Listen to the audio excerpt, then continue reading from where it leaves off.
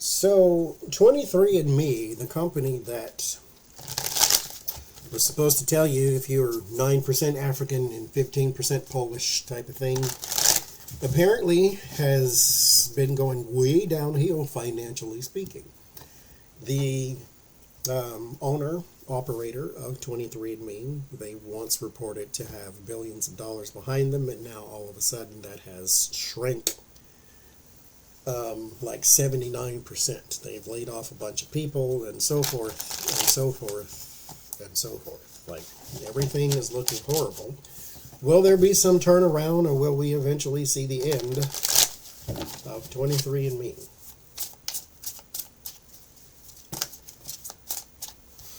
Well, we'll call that sloppy shuffle because these cards are gigantic. But this is the, what is 19? 19 is sun, is it? Or star, I can't remember. I think it's sun.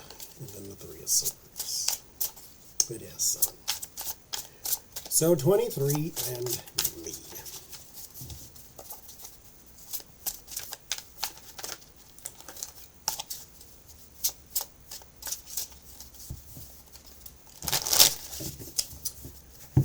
Let's see.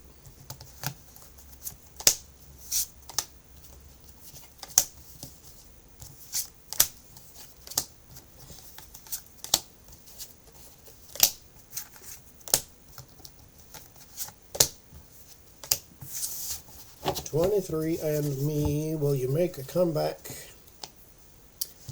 Well, there's the world. Completions. Successful completions, though. This is not necessarily the worst thing in the world. This is kind of where our lessons are learned. The King of Swords. Okay. The 6 of Swords. Well, there is a little transition here. Whoever this is may have some sort of plan to maybe turn things around at least a little bit with the King of Swords. King of Swords is a data taker, statistician type of thing. So he can sort of sort through some things. They are going to require a lot of very hard decisions, though, and the laying off of people should always be a hard decision, so it started there too. I don't know if it started there, but it involved that, and it may be involving a whole lot more of that. So we're shrinking a lot when it comes to 23andMe, but it's not completely gone as of right now. But what else do we have?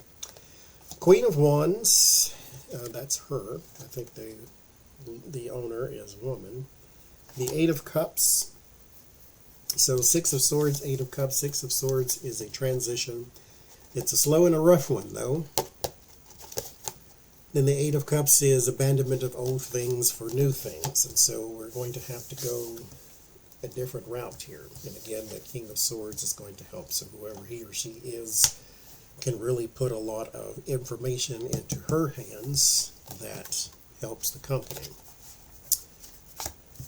So we have the Emperor as well. Yeah, this is the woman in charge. But she, again, has to make really sound decisions. This is strategy.